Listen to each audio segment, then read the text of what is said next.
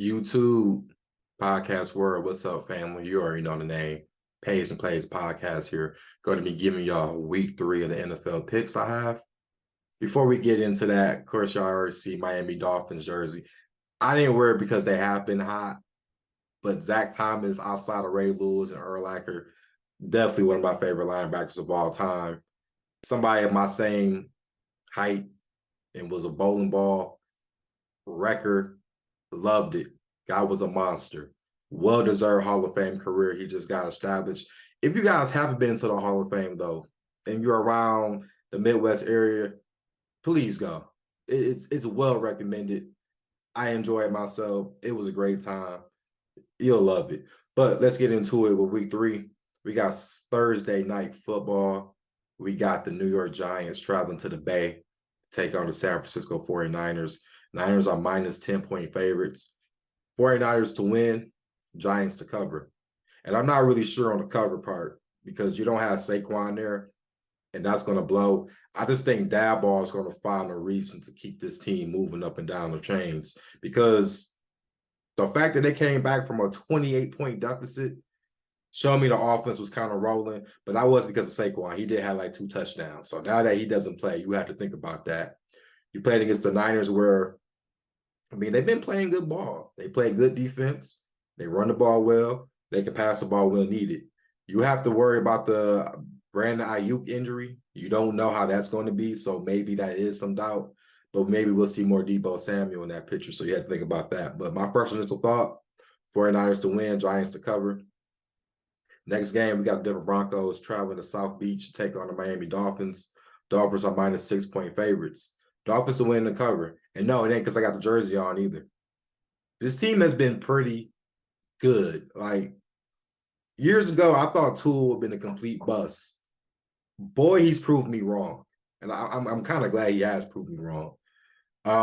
With the Broncos, though, they look this. I don't really know what to call it, bro. You blow a 21-point lead. I really don't know how to call that. Like, they were scoring, but then the defenses gave up all those points. And they almost had a chance to win the game again, right, with the little fluke stuff that happened. I don't know if it's Russell Wilson. I don't know if it's the play calling. I don't know what it is. And if you're looking about travel, take this to consideration. This team is going from somewhere where it's 5,000 feet below sea level, well, above sea level, correction. I've been to Denver a couple times, even recently when I was there in April. I can deal with the weather. If you don't drink a little fluids, you might not make it. But if you go in there from South Beach and you don't do that, it's going to hit you a lot more.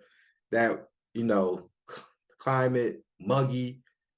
The game's going to probably feel like 100 degrees, bro. And the Dolphins are smart. They point that sun direction right there to that sideline.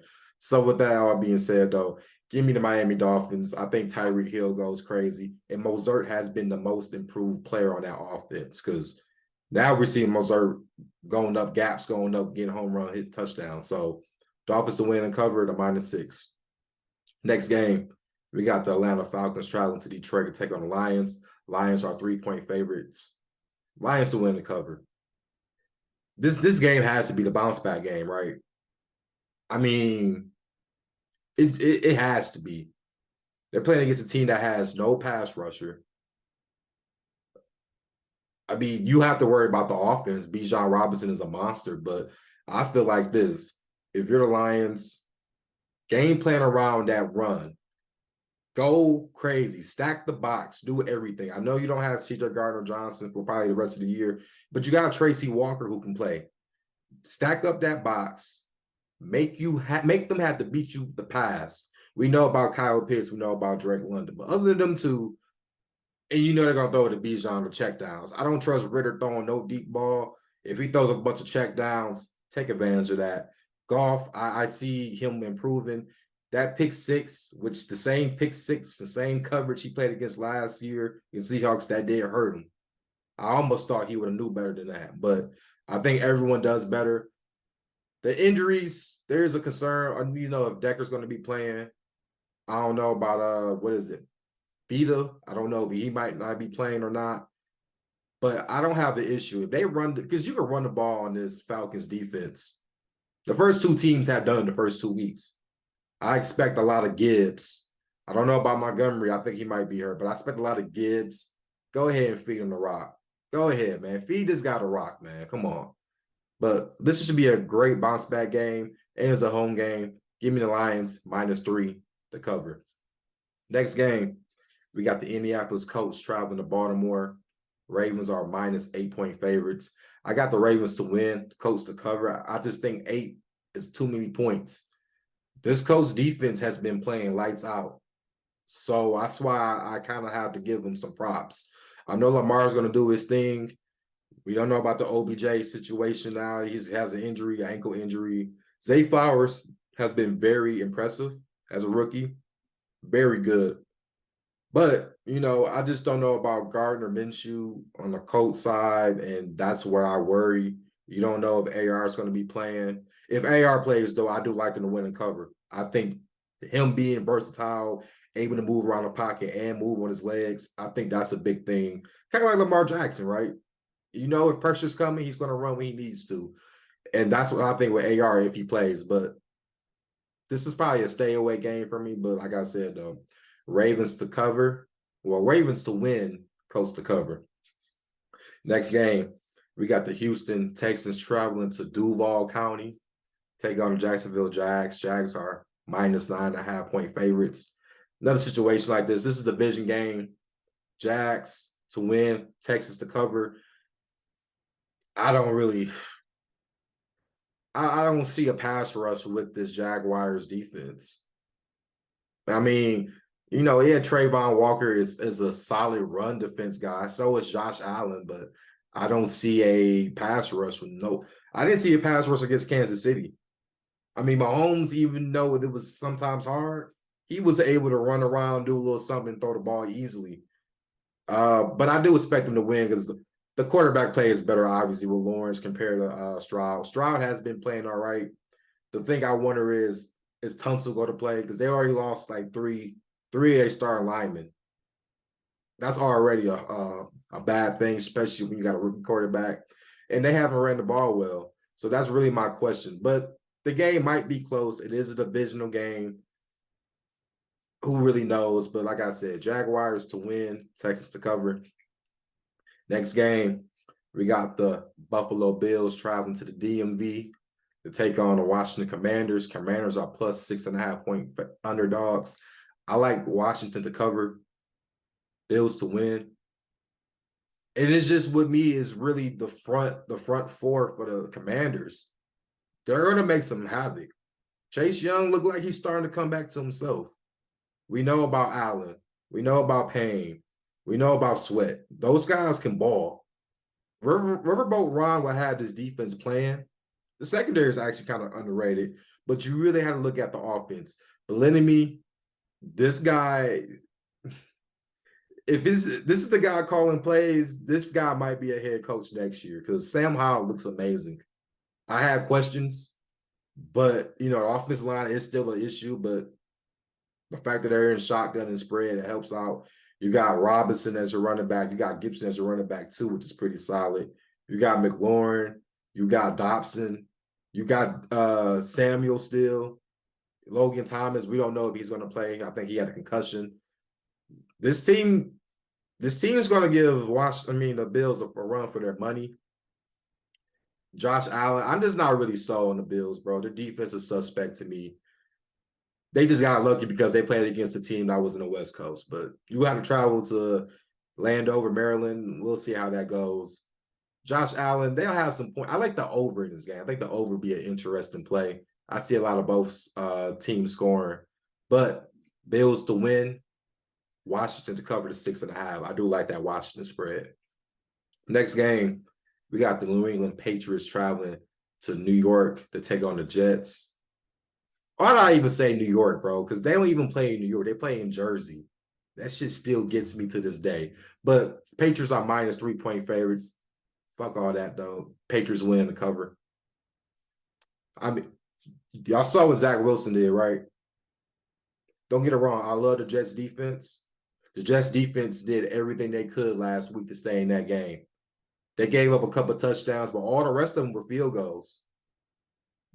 The offense was Zach Wilson interception 3 times, fumbling the ball. That was all perfect field position for the Cowboys. So yeah, it's easy to score a few points when you pretty much ain't got that much to do. I like the under in this game. I think it would be a low scoring game, but I am improved with Mac Jones. He's been a lot better, but the receiver core is bad. So if I'm them, I'm thinking about using them 2 tight ends. Hunter Henry, you got Krasicki, run the ball. The defense is still pretty solid as well. So with that all being said, give me the Patriots to cover and win the -3-point favorite. Next game, we got the LA Chargers traveling to Minnesota to take on the Vikings. It's at a pick 'em, which is pretty much self-explanatory, right? I'm going with the Vikings to win. Chargers, it's time for this coach to go. I don't really know with Staley. I'm not really sold on him. I haven't been sold on him for a while, and it's starting to show. The defense is pretty bad. Bad judgments on the coaching, bad pay calling. The Vikings haven't been better either, but I will say the Vikings has been scoring. This is the defensive suspect. But I will say I like the over in this game. Points will be scored both sides, and it's in a controlled dome environment. I wouldn't put my money on either side, but like I said, the over, which let me see. Let me see. What is the over? Let's go ahead and look at it while we're here. Let's see.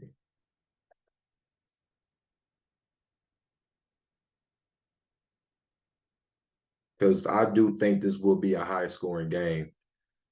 Very, very. And you know what? And the thing is, whoever loses this game is in a hot seat. That's how I look at it too.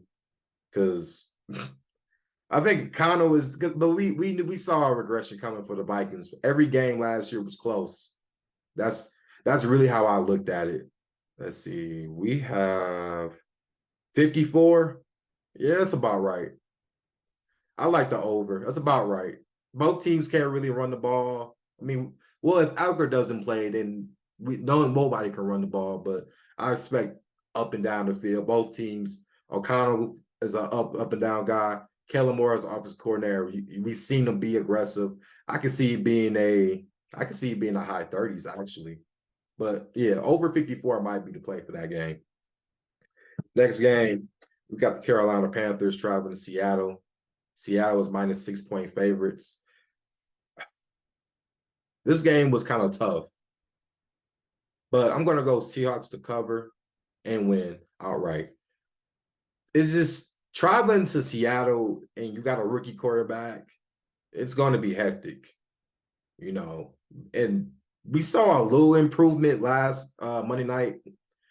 They scored towards the end and make it close, and they did cover the +3. It maybe was a push if you had New Orleans. But I just have questions, man. Like, there's no number one receiver. I respect Thielen, but he's not number one. If I'm Bryce Young, I'm throwing in to Hayden Hurst. Hayden Hurst can ball as a tight end. He's probably the most underrated tight end in the league. I'm throwing it to him. The defense is solid, though. Brian Burns is what I've been saying. He's impressive. But you know what? Scratch that. I just thought about all of that. Give me the Panthers to cover. Seahawks win. Just what I just said. Because Brian Burns is going to make some noise. Derrick Brown's going to make noise. I don't know about the 2 tackles that Seahawks have that's starting. I don't know if they're coming back. So that right there is kind of why I'm leaning towards that way. I think the Panthers cover late like they did against the Saints, but I still think the Seahawks win. Next game, we got the Dallas Cowboys traveling to Arizona to take on the Cardinals. Cardinals are +12-point favorite underdogs. This is crazy because I really want to say Cowboys win and cover. Just the fact that the Cardinals they've been covering these spreads the last 2 weeks. You would think they're kind of due for a loss against the spread. Michael Park, listen, this defense is something that I have not seen. Michael Parsons is a baller. Dexter Lawrence is pretty solid. The secondary is solid. It's really the offense. You wonder, 12 points. Is that Arizona? That game can get kind of hard. The Giants game is a perfect example. Crazy stuff happens when you play against Cardinals at home. And Dak, I'm not really sold on Dak, but the play calling has been very conservative. A lot of run ball, a lot of check downs. I do think CeeDee Lamb goes off a little bit because he doesn't have a top tier corner on him. I would stay away from this game, but my initial thought is Cowboys to win and cover. Next game, we got the Chicago Bears traveling to Arrowhead to take on the Chiefs. Chiefs are minus 12.5-point favorites. Bears to cover, Chiefs to win. It's what I always say. Kansas City do not cover big double point digit favorites. They don't cover those spreads. They only score 14 points offensively against the Jags, where you look at some of the, if you watch the whole game like I did, they should at least scored at least about 4 touchdowns, bro. They were all right there. Some of them was interceptions. Some of it was just bad play calling. Some of it was a fumble. I think one time a guy had the ball, he was up to the 50, 40, and then fumbled it. I mean, a lot of mistakes like that. The Bears, this is why I think they cover. Justin Fields is fighting for his career. If you don't do nothing this year, look at all the quarterbacks that's available, possibly available, we'll say. You're going to be out. And they got another first round pick. You're for sure going to be out. I see him run the ball a lot. He's going to throw some passes. I think the play would be anytime touchdown Justin Fields because he's going to at least get one. I mean, the Chiefs defense is vulnerable at times. I don't know if he will exploit it. You got DJ Moore, who I think is solid. Claypool, he's nowhere to be found. It's really the running game for real. If they can be a run-first team and slow that play clock and make sure Mahomes is on the sideline, I see them covering it easily to 12.5 points. Next game, we do have the Steelers traveling to Vegas to take on the Raiders. It is currently at a pick'em. I went back and forth on this game. Because one side I'm thinking the Steelers do have momentum after that Monday night win. Other side I'm thinking it's a Raiders game, and it's a primetime game. This is why I say some of these games are tricky. I'm going to go Raiders to win the cover. And it might feel like a road game for them because Steeler fans will be there.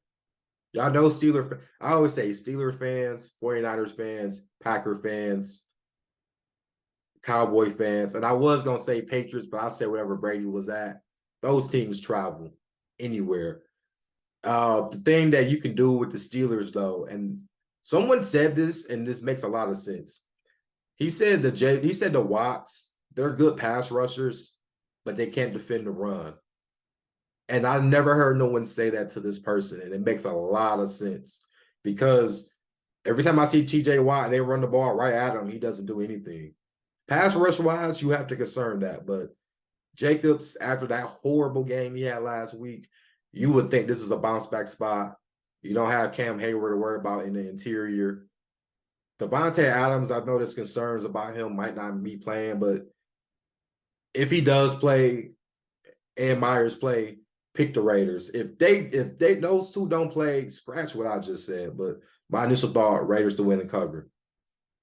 Next, we have 2 Monday Night Football games. And you know what? Let me tell you my opinion about that. I'm cool with 2 Monday Night Football games, but I don't like that you have one game at 7 and one game at 8:30, and they're both East Coast Standard Time games. You know, what happened to where you had a 7:30 East Time game, a 10:30 West Coast game, and it kind of panned out right.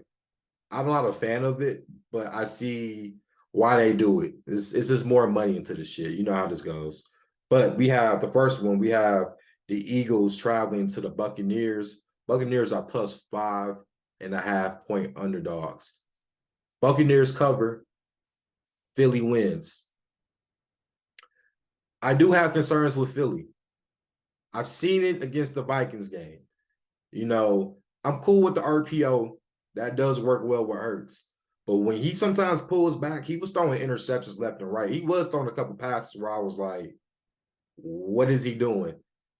And now you have to, and he played against the Vikings defense that didn't have to me, I still think they're bottom tier defense. So now you played against the Buccaneers who've been proven to be at least top tier, top 10, and you're going to their place. I think they lose the Buccaneers made by 3 points. Baker Mayfield has been playing very impressive. They've been able to run the ball, and you have that defense there. Devin White, I mean, now that's probably my favorite line. I got to get his jersey. That's probably my favorite linebacker in this day of age. Devin White is everywhere you see him on the field. Everywhere. You got Lamonte David. I mean, they have players. This front seven is still intact. Winfield is still there. They have players. I think this is probably the right matchup for against the Eagles to at least cover. I wouldn't be shocked if they win this game outright, honestly. And lastly, we go to the second Monday night game. You have the LA Rams traveling to the Bengals. Now, see, this is a game where probably it should have LA at LA. I think that would have been a right game, but because of the Super Bowl, I think because of that matchup. But Bengals are minus 2-point favorites. I don't care about that. Give me the Rams. I have a lot of concerns with this Bengals team. I talked week 1 about the possibility of Burrow re-aggravating that injury. It's re-aggravated. The offensive line, it's still bad. And you have to worry about Aaron Donald. You couldn't handle him in the Super Bowl. Team still can't handle him today. I don't think you're going to handle him Monday. That is a very concern. And with the Rams, offensively, McVay has done, and Stafford has done an amazing job. You know, you got the rookie. He's pretty impressive. I can't even pronounce his name right, but he's very impressive. Next time I'm on here, I will pronounce it right. Cam Akers is still playing good. Stafford is playing. I thought he was down and beat up. He's been playing pretty amazing. And the Bengals defense, man. Other than Reader, they don't have the secondary like they used to. You know, you lose 2 of your best safeties. That's a concern, man. And you know, I don't know how Burrow is going to be. If you like the Rams, take them now, because if Burrow does not play, you're gonna have to worry about Trevor Siemian. And I will face Siemian. I don't care what team he's on. And you already know the odds are going to flip to the Rams as being the favorite. So I would take this now as an underdog. You guys continue to keep subscribing, liking the content. We'll always do Good Friday for the best bets.